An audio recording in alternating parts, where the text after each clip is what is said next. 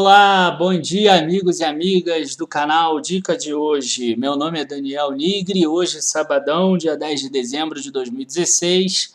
Vamos falar sobre um assunto bem espinhoso, reforma da Previdência. Vou dividir em duas partes. Nessa primeira parte nós vamos mostrar como o Brasil chegou nesse ponto de necessitar uma reforma tão complicada, tão difícil. E no segundo vídeo nós vamos mostrar aí sim a proposta de emenda constitucional, o que deve mudar na nossa vida, se essa proposta passar da forma como está. Eu já imagino que esse vídeo de hoje vai ser um dos que eu vou tomar mais unlike no YouTube. Eu só quero dizer que essa é apenas a minha opinião, não estou dizendo que é a opinião certa, é a opinião de como eu vejo o mundo. As pessoas que discordarem ou até as que concordarem, eu peço que escrevam no comentário, mandem um e-mail para a gente. Tá? Nós, como sociedade, é importante a gente divergir para a gente conseguir chegar num ponto acima. Eu acho que vocês já viram no comentários que tem algumas vezes que eu mesmo reconheço que eu estou errado. Então vamos lá. Eu acho que é fundamental a gente perceber de início por que essa proposta está sendo enviada agora. A gente vê que os benefícios da Previdência Social eles aumentam aqui em linha reta, porque o salário mínimo ele vem aumentando todo ano, independente da produtividade do brasileiro ou não, independente se as empresas estão produzindo mais ou não, o salário mínimo ele é imposto e ele é colocado sempre um valor acima para gerar um ganho real além da inflação, e quando o PIB é negativo, ele continua sendo colocado acima da inflação. Então, todo ano foi gerado um ganho real nos últimos, pelo menos, aí 10 anos, o que fez com que os benefícios, porque o benefício da aposentadoria é vinculado ao salário mínimo, eles aumentassem sempre em linha reta, mesmo que a arrecadação diminua, ou mesmo que a arrecadação fique estável, ou que aumente pouco, como é o caso dos últimos 2 anos. O que aconteceu? A diferença entre essas duas curvas causou um déficit que a gente vê aqui que esse ano, até agosto de 2016, já estava em 130 bilhões e muito provavelmente vai chegar ao final do ano em 150 bilhões de reais de diferença de déficit. Eu botei o mesmo gráfico de antes, só que agora como percentual do PIB, para a gente ver que os benefícios estão aumentando em percentual do PIB, enquanto a arrecadação está diminuindo em percentual do PIB. Hoje a gente já tem mais de 2% do PIB em déficit. Tá?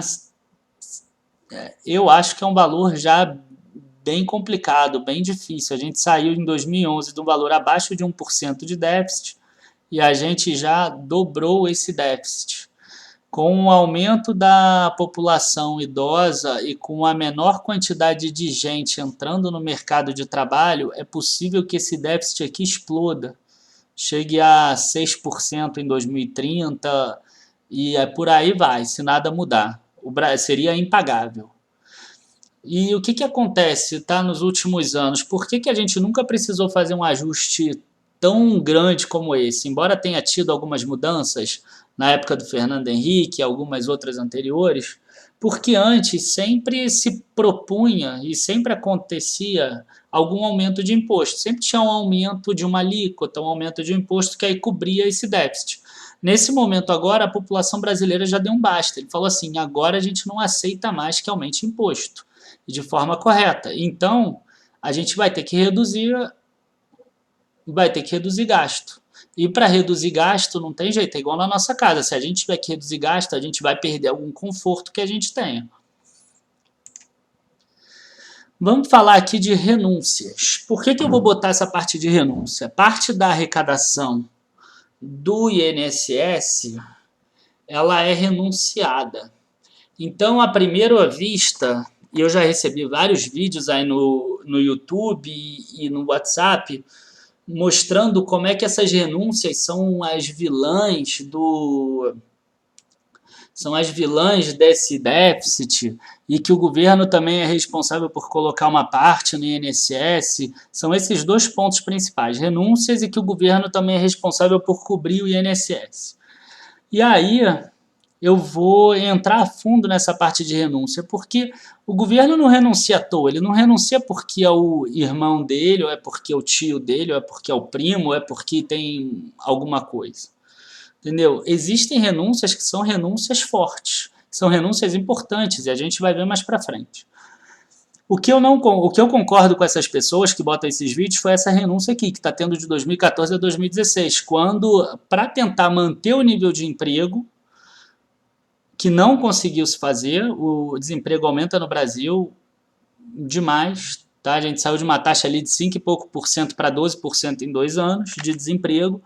Para se manter isso, as empresas maiores, elas puderam, em vez de pagar os 20% de contribuição previdenciária, eles começaram a pagar 1% sobre alguma coisa que eu não me recordo. Isso gerou uma renúncia aqui entre 25 e 30 bilhões ao ano. Então a gente tem aqui em torno de 80 bilhões que foram renunciados por causa disso, que não ajudou no desemprego também. Foi uma medida inócua do governo que custou 80 bilhões para a gente. E aí, mas o que, que acontece? Esses outros aqui, 21, 23, 33 e 30 e poucos bilhões que existem de renúncias, a gente vai ver agora do que se trata. São renúncias... As renúncias previdenciárias, aqui o valor total, por exemplo, 2013 e 2014, está só a parte aqui que não quer dizer dessa parte de empresas para não ter desemprego. Vamos lá, as renúncias que eram feitas anteriormente. Existe uma renúncia para o Simples Nacional, que o Simples Nacional é um programa do governo criado na época do Fernando Henrique, que é para dar competitividade para as micro e pequenas empresas. Para quem não sabe, as micro e pequenas empresas, elas empregam mais de 60% da mão de obra do Brasil, e você fazer com que elas paguem imposto da mesma forma que uma Petrobras, ou que uma Vale, ou que uma Ambev da vida, vai fazer com que essas empresas vão à falência. Então, pedir para que esse Simples Nacional, essa renúncia acabe, é a mesma coisa que pegar e botar boa parte da população no olho da rua. Então, tipo, eu concordo com essa renúncia, entendeu? Até porque eu já tive do lado de ser empresário também. Entidades filantrópicas. Você falar que essa renúncia é que causa o déficit, você está querendo com que entidades filantrópicas que contratam pessoas e que pagam salários por causa disso, e que o único fim delas é fazer com que crianças sejam ajudadas, idosos sejam ajudados e tudo, é você pedir para que essas empresas paguem também a Previdência. O que significa aqui? Que esses 10 bilhões aqui que teriam que ser pagos pelas entidades filantrópicas vão acabar saindo das doações e das ajudas que elas fazem. Então, tipo, eu, Daniel, não considero que seria adequado mexer nesse tipo de renúncia. Mesmo que esses vídeos do YouTube que a gente vê e que a gente recebe falando que esse déficit não existe, que é uma armação da mídia, eles falem isso. Eles falam que existe renúncia, mas não dizem o que são as renúncias. Então, eu estou falando para vocês, a renúncia é as empresas que mais geram emprego no país e a renúncia das empresas que ajudam as pessoas. Vamos falar aqui de um problema que até foge um pouco aqui do escopo do trabalho de hoje, mas eu acho importante, é que a gente está falando de arrecadação do FGTS. A gente tem aqui a arrecadação por classe econômica e, obviamente, como o Brasil cresceu, a arrecadação tem que aumentar também. O 2015 não tinha o mês de dezembro, tá? Por isso que ele deu uma diminuída aqui. Ele talvez fosse um pouco menor, mas não tão grande assim. Então, olha, a arrecadação no Brasil subiu. A arrecadação de serviços, que seria o setor terciário aqui, comércio, serviços, profissionais liberais, subiu. Aí o que me deixa muito preocupado, indústria e transformação. Eles continuam estáveis no mesmo valor de arrecadação. Olha só o que aconteceu com o percentual da arrecadação em relação ao total da parte da área de indústria. Ele caiu de 35% em 2008 para menos de 25% da arrecadação do FGTS a parte de indústria. O que significa que o Brasil está num forte problema de desindustrialização. As indústrias brasileiras não conseguem mais ser competitivas muito por causa também desse aumento do custo do pessoal e do custo de energia elétrica, e esse é um problema que a gente precisa olhar, a não ser que a gente queira ser importador de tudo no futuro. Isso aqui é algo que a gente precisa olhar com mais carinho.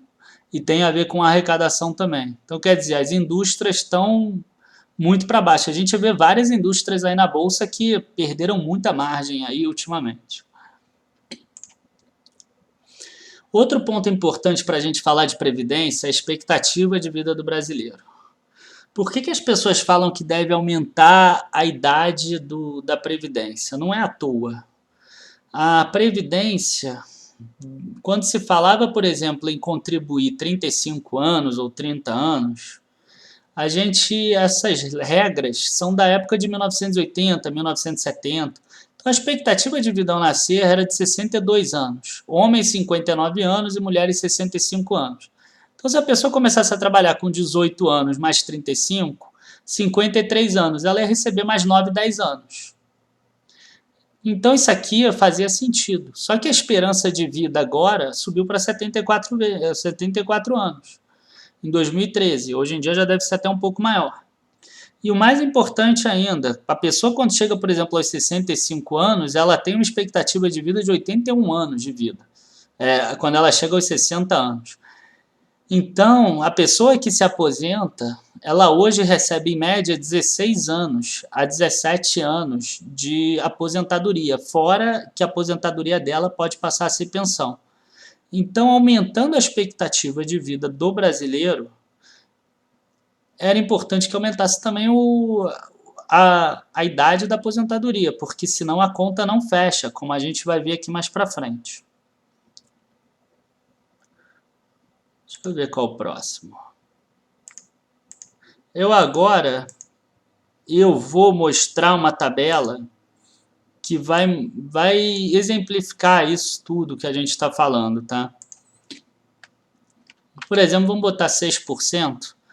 Vamos supor aqui uma pessoa fictícia, o Alan. Ele se aposentou com 54 anos e ele trabalhou e contribuiu 35 anos, sempre com o mesmo valor para facilitar a nossa conta, tá? Então ele veio de 1982 até 2016, ele sempre contribuiu. Aqui eu estou descartando a inflação do período e o reajuste eu estou colocando sem a inflação também. Estou imaginando que o governo conseguiu aplicar a taxa 6% ao ano além da inflação. Então, se a gente pegar um valor acumulado do Alan, a gente vai ver que no primeiro ano a contribuição dele, 20%, R$800, deu vezes 13, porque tem o 13º, R$10.400 anuais. E aí, a partir daqui, a gente vai pegando 10.400 mais 10.400 vezes 6%, 22.048 mais 10.400 vezes 6%.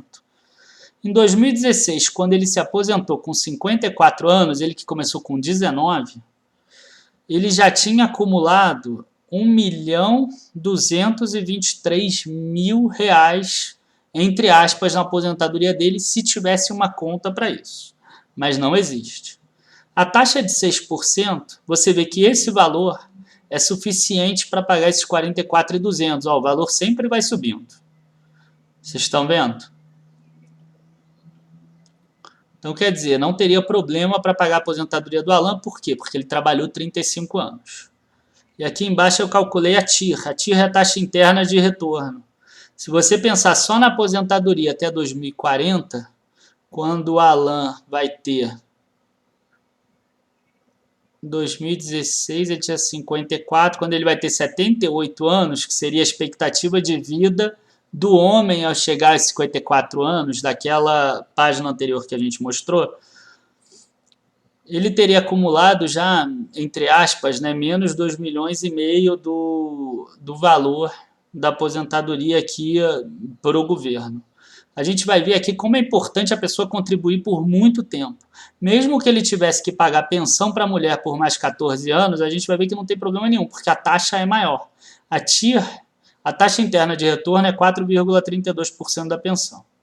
Agora, se o Brasil entrar numa faixa melhor de economia e essa taxa cair para 4%, só que o governo conseguir acima da inflação, a gente vai ver que o acumulado do Alan só deu 795 mil. Então já não é o suficiente para ele pagar esse valor e continuar crescendo o saldo dele, o saldo entre aspas, não existe esse saldo.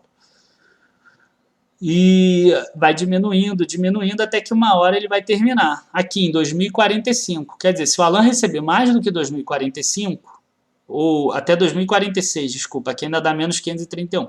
Se ele receber mais do que 2046, se ele receber mais do que 30 anos de aposentadoria, essa taxa vira negativa. Então, quer dizer, a gente vê que é bem factível pagar aposentadoria para uma pessoa que trabalha 30 e poucos anos. Agora eu vou dar um outro exemplo. Vou dar o exemplo da Luana, que se aposentou com 60 anos. Olha, ela aposentou depois ainda do Alan. Mas ela só trabalhou 19 anos. Tá? Ela não trabalhava até 41 anos. 41 anos ela resolveu trabalhar. Ela tinha um salário até maior, 5 mil reais, contribuía R$1.000, anual de 13. Só que olha só, com 19 anos, mesmo com taxa de 6% de inflação, que seria mais ou menos o que a gente tem hoje, ela acumulou, entre aspas, porque esse acúmulo não existe, volto a repetir, 462 mil. E aqui ela vai recebendo, tá? Mesmo com deságio aqui da taxação de nativos e tudo, que ali no Alan também existia.